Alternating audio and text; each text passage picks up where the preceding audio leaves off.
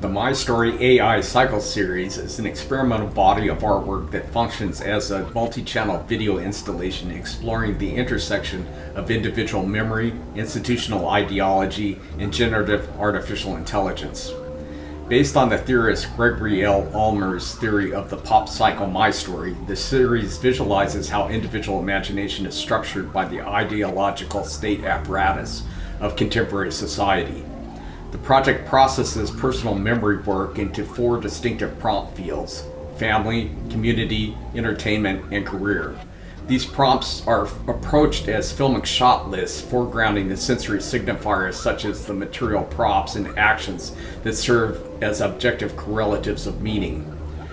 Technical execution employs stable diffusion text-to-image technology with the shift attention mechanism to generate a unique, distinct image for every single frame.